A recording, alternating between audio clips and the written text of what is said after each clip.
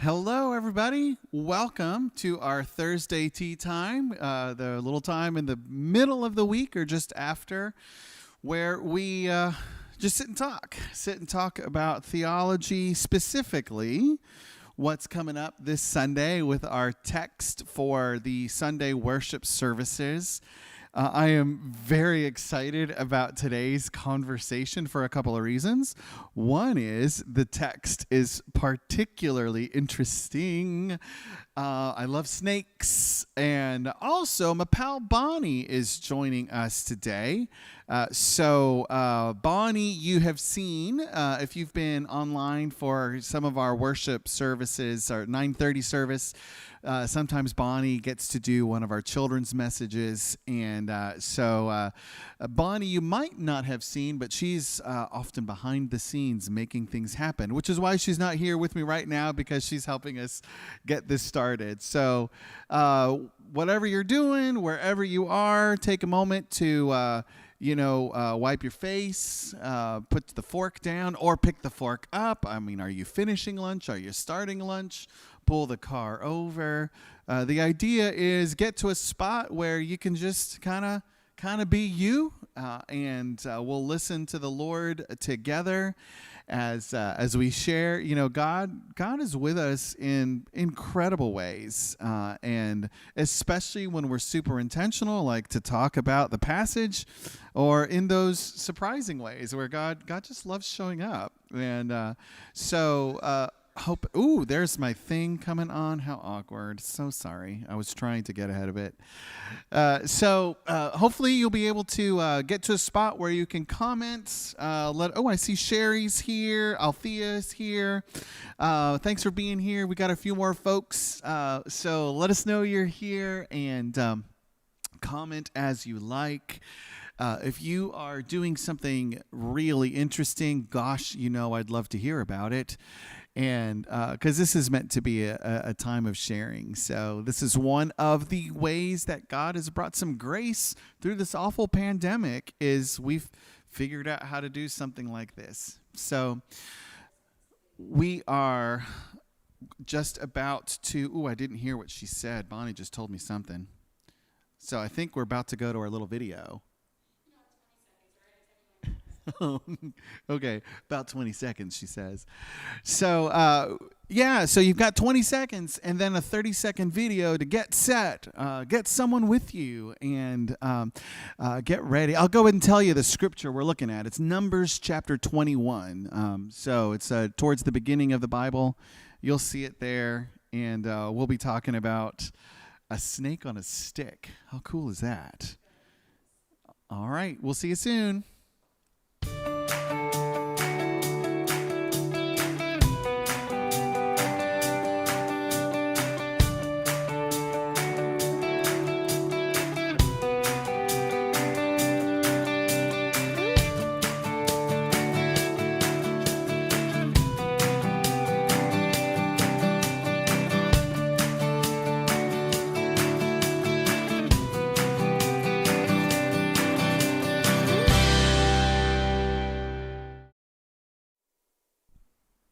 Look what happened.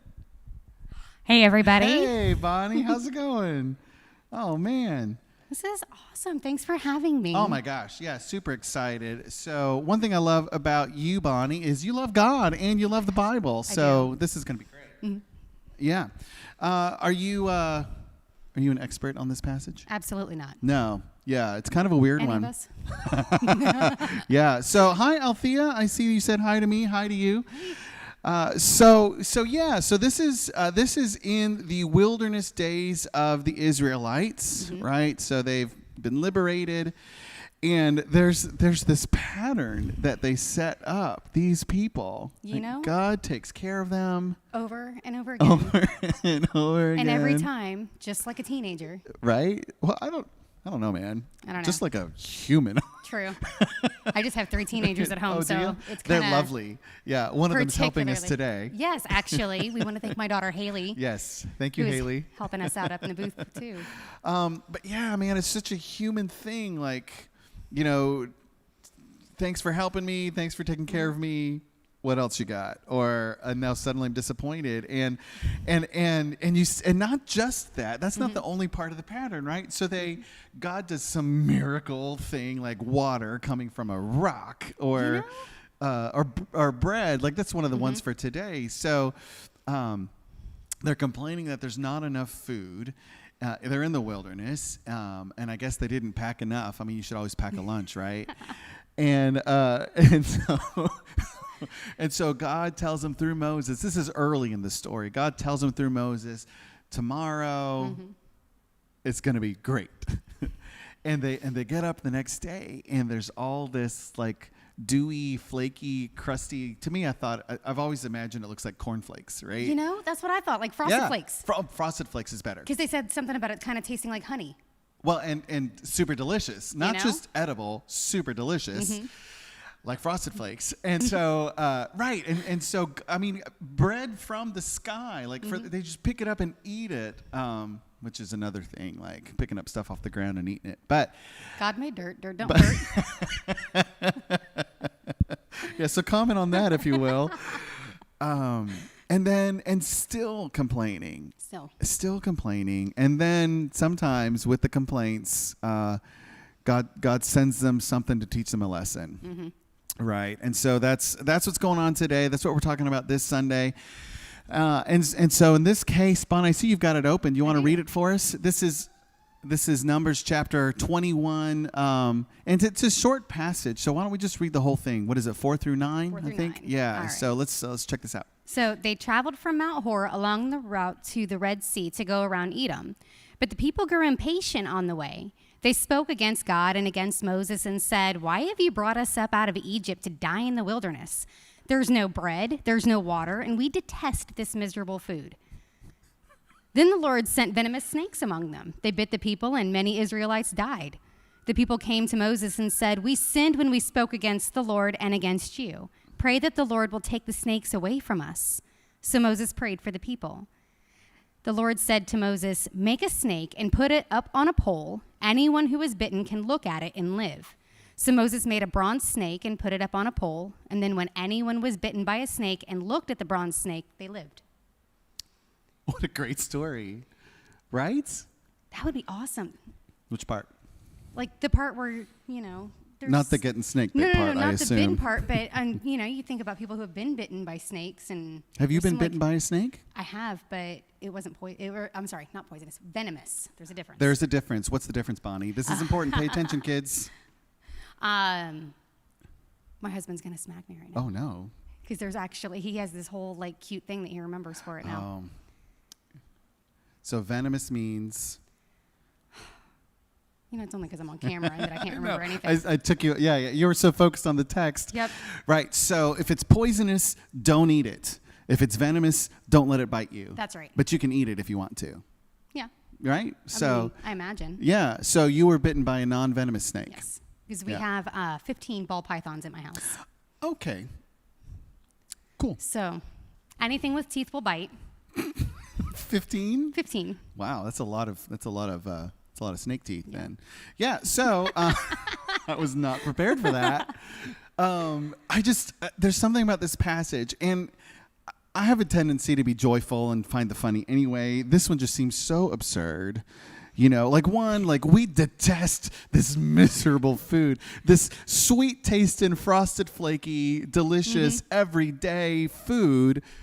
Blah, we hate it. And then God's like, "You hate my food? How about some venomous snakes?" Right?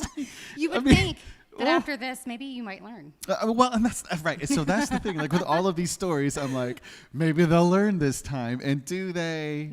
No. I mean, do we? No. Sometimes, but no, not really. Yeah. I would love to think that I do.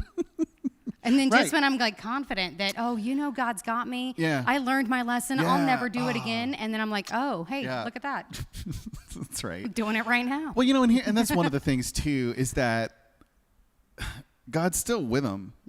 I mean, God, yeah, God sent the snakes, but God is still with them. And that's the other thing too, is that this is just one of those patterns in the Bible where there's rebellion, and then there's trouble that is at least credited to God, if not in this case actually like God did it. And then there's repentance, and then there's mercy. You know, and you'd hope like, oh good, let's just stop here, and God is still with them. So let's just make sure we get this. So boo, we hate this food. God's like, snakes. Sorry about the complaining, God. And God's like, solution. What's the solution? Just look at the snake. Just look at the snake. Moses Focus put a on snake this. on a stick. It just blows me away. Right? Like, could it be that simple? Focus on what I gave you. Oh, that's pretty good, Bonnie. Focus on what I gave He's like, you. I told you put a bronze snake up. I told you to look at this. Do what I told you. See, one thing I love about this is, like, I don't know about this time so much, but, I mean, every human culture has come up with its own solutions for things of some kind, right? They know what to do for a snake bite. Whatever it is. Like, they just watch the guy die and go through his pockets. I mean, but there's still, like... Something, right? It's dark. But there's still, like, you know, what you don't do... What you don't do is go look for a snake on a stick and then just stare at it. Like, this is crazy. Well, it's got to be a bronze one too, you know. Well, yeah, fancy. Yep. So that's another thing too, is like you don't just grab Any old open snake. your craft drawer, pull out the felt and tacky glue and make something. Like, bronze takes time. Right? You would Like, think. bronze takes a little bit of time, and there's some technique here. Like, not everyone can just make bronze. Yeah. You know, and so there's a lot more going on in the solution itself. Like, it's not just a cheapo solution. Like, there's some work involved, except for the actual saving part. Yep. All you got to do is look at it. That's nuts. Yeah. So I love that. I love it. I love it Sherry too. said, God is with us through all of our mistakes. Yes. Yes. Absolutely. I have certainly learned more about snakes, and a good lesson too. So here's something fun. Raya is teaching us about venomous snakes, and Raya, points for you, girlfriend. Yeah. So what you want to do, if you want to know if it's a poisonous or a venomous snake, is you got to get up real close to it and look at its eyes. And then look for extra tiny little holes in its nose, right? So you got to get right up in its face. It's in the scales. And then It's in the scales. yeah, no, there's a lot of ways to all these check. Patterns, and it's fascinating, It actually. is the shape of the tail. But yeah, so yeah, rise with me. That's right. But something too, and I wish I'd remember this. Like, in some of my research on this passage back then, I guess I should say there's an interpretive theory as to what snake this actually was, which is a horned desert viper. Have you seen these bad boys? Only in pictures, Yeah. thankfully. Well, yeah, right. They are like one of the coolest snakes in the world. Let me say it again. Horned desert vipers. Look it up. So yeah, it's like, it's got your viper look, flat head and everything, and it's got horns. Like, over its eyes, it's got horns. That is crazy. That is crazy. Like, you can't take this animal and make it any scarier. Oh, hey, wait, let's add some horns. Yeah.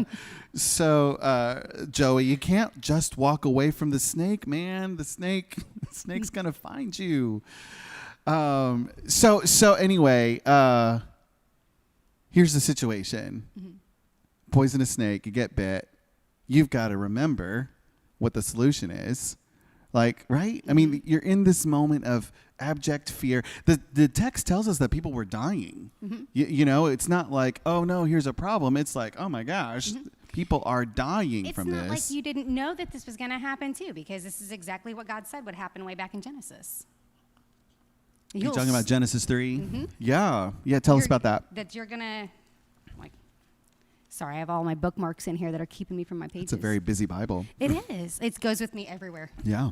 Literally everywhere. I don't leave the house without it. But, wrong. Next.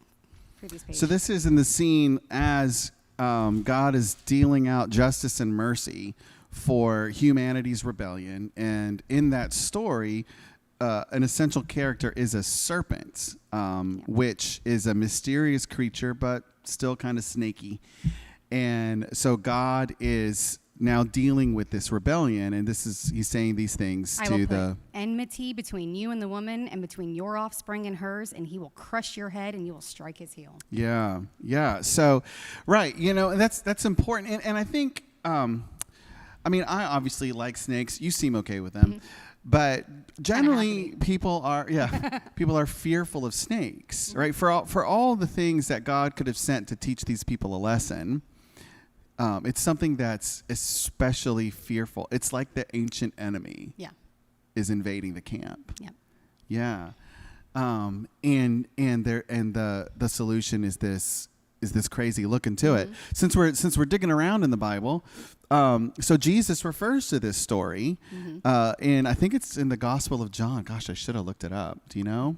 Not off the top of my head. Yeah. I'm pretty sure it's in John, though. It's somewhere. And Jesus says, as Moses lifted up the snake in the wilderness, and this is the only story we have like this, so this is the story to which Jesus is referring. As Jesus lifted up the snake in the wilderness, so the Son of Man, referring to himself, is going to be lifted up. Yep. And I love that connection because, we're trying to be good people. We're trying to be moral people. We're trying to be faithful people. And it's a temptation to somehow connect that with earning my way into God's good favor or. I forgot about that one. Oh. Sorry. And Jesus is basically connecting it to this crazy story where rebellion leads to death, salvation comes from faith and trust. You're not directly dealing with the snake bite, you're actually turning away from that and turning toward this symbol of God's gracious rescue. Yeah. John 3:14. There it is. Oh, so it's part of the Nicodemus section. Yeah, John 3:14. So, but here's this other part that I wanted to talk about with that. Feel free, though, to interrupt friends and give us any comments of what you're curious about. Okay, he's trying to see my face. So in this passage, right, it starts out with they're on this journey, and it looks like they have to take a long road around, right? And so this is verse 4, they became impatient on the road. And why did you bring us up from Egypt to kill us? There's no food, there's no water. We detest this miserable bread. I guess I'm curious about any connections where we get impatient on the road. What's that look like for us? Are we there yet? Are we there yet? Are we there yet? Are we there yet? How much farther is it? Well, so what are those are we there yet? Oh my gosh. And I know it's still just traveling, but Brevard County is the longest county I have ever driven through in my entire life. And when you go on these huge road trips and you're so excited because you're almost home, but you've only hit Brevard County and Titusville's still like an hour away, and you're like, I'm not home yet. This is really, really long. Yeah. Oh, that's super interesting, right? Like how much farther. The longest part of the entire trip is just that last hour. Yeah. Because you think you're getting close.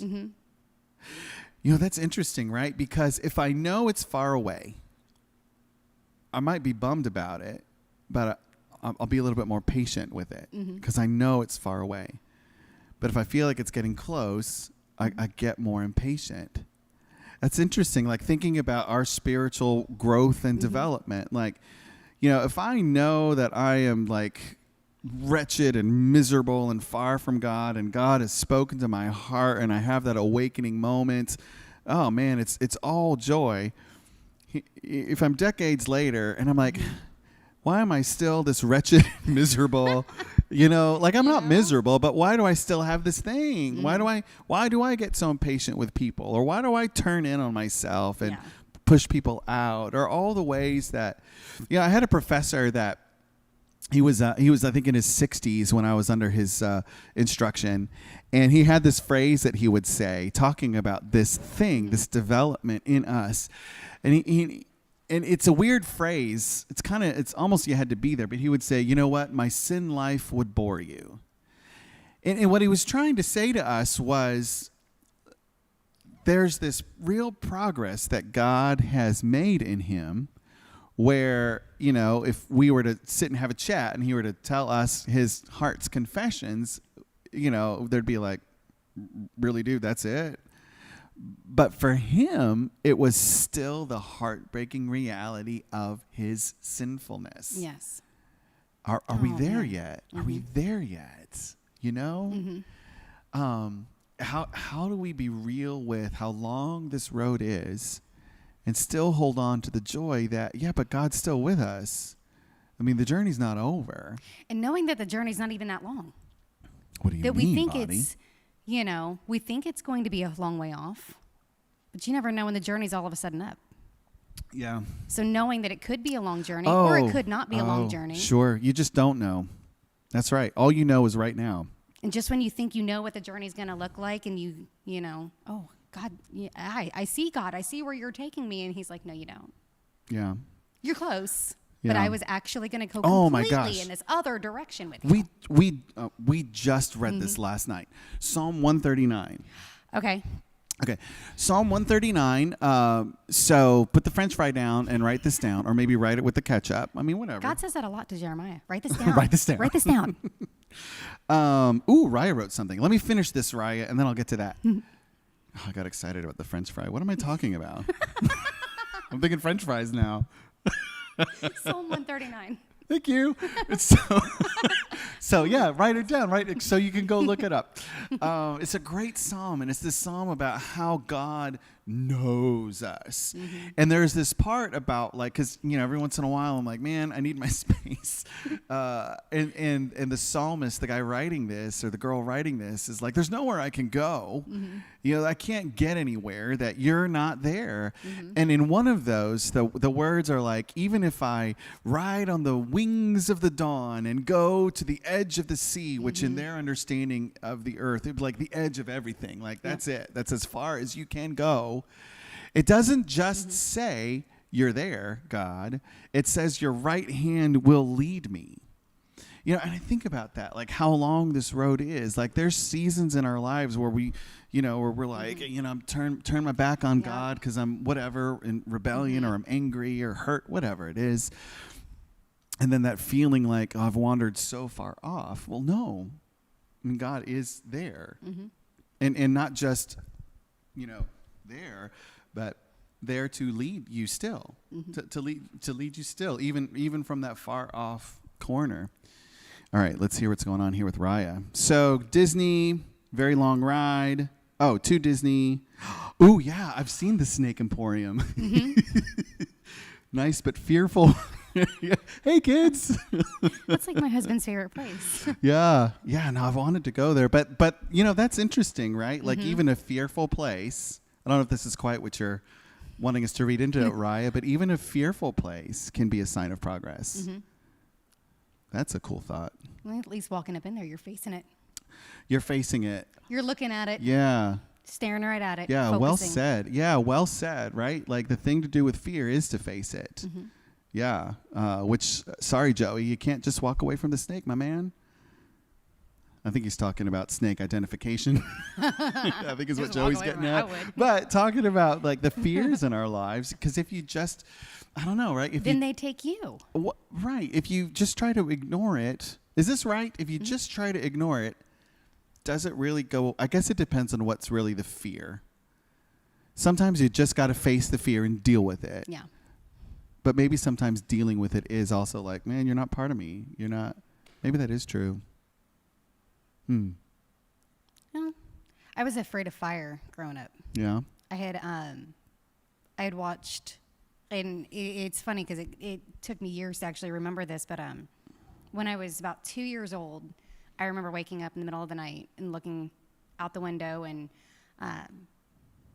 my little friend that I would play with, her house was on fire. Oh, yeah. And she had passed away in the fire. Oh, my she gosh. Was That's she trauma. was my age, 2, 3 years old. They trauma. lost their child in that fire, and her name was Sarah. I still remember that. I always remembered Sarah. but it bothered me for like a long time. And so, when I'm a teenager and scented candles became all the rage of the 90s, and I wouldn't even light one. And it would, like, my hands would shake. Yeah. My friend would give me this cute little French vanilla candle. Oh, let's light the candle. And I couldn't even look at the lighter. Until finally one day I was like, I can do this. I can do this. It took about a half an hour of... Okay, I got this. Yeah. And now I can do it. That's such a cool story because, unless we'd lived that trauma, like for us, it'd be like, oh, Bonnie, like, we're not scared of fire like that. But for like you, can't that light was a lighter? a deep fear from a deep place that's unique to you. Yeah. Like, let's not judge each other's fears and stuff. And now I'm like, hey, let's have a bonfire. Yeah, right. Like, now I have no problem with that. But I am That's like cool. weird about distance from it. And you're probably more cautious than others. Yeah. You've learned some lessons. And so we've got to wrap it up. Yeah, right. This goes so fast. But I think part of what we're getting at, this is actually a pretty good place to land, right? Like that whole idea of our relationship with fear, and the grace of God sending something fearful into the camp. I like that you connected it to that Genesis 3 passage. And Jesus brings it back in John 3. But maybe part of where God's looking for us to land today is let's go ahead and shine some light on our fears. Go ahead and that can be, in prayer, obviously, definitely in prayer, but also maybe talk to someone who's not going to judge you if that fear maybe feels a little weird to them, or is unfamiliar to them. But that's part of the gift of this journey. That it's a journey shared, right? It's a journey together, and we get the chance to help each other on the journey. I love this in Acts 25 when Paul was bitten by the snake. Yeah, and he just shakes it off. He just shook it off, and everybody's looking at him like, "Dude, you're gonna die." Right. Like, right. And he's like, "Why are you staring at me? I have things to do right now." Yeah. Well, he's building a fire because they're shipwrecked on an island. So he doesn't just shake it off. I think he shook it off into the fire. Like, I don't have time for your bummer. I don't have time for bummer vipers. Little snake. And I love that. I wish I had that, like, yeah. That boldness. I don't have time for you vipers. Well, but, and that's Paul near the end of his earthly journey. Yep. That's a very mature Paul. God's got us. God's with us on this road. Yeah. So thank you for sharing the road with us for our Thursday tea time. We will see you Sunday at 9:30, our online contemporary service. Yeah. Are you going to be here Sunday? I will not be here Sunday. Because I'll it's be your online birthday tomorrow. Sunday. Happy It is my birthday tomorrow. I'm excited. So we're going on a little trip for the weekend. But Thursday 9:30 and online contemporary right here on campus as well. 11 o'clock on campus traditional, 4 o'clock drive-in. I'm excited. My super cool friend Pam McMillan is going to be preaching in the morning. Yay, you know Pam. I love her. Pam's the bomb. She's so nice. And then my other super cool friend, I do have more than two super cool friends. Pastor Mike from Emmanuel is going to be here doing our drive-in service at 4 o'clock. That is awesome. Kind of bummed I won't be here. I know. But kind of glad for some time off. So we're excited to be in this together. We love our online community. May the Lord bless you, and we will see you. I'll see you Sunday. We'll see you real soon. Bye. Bye, guys.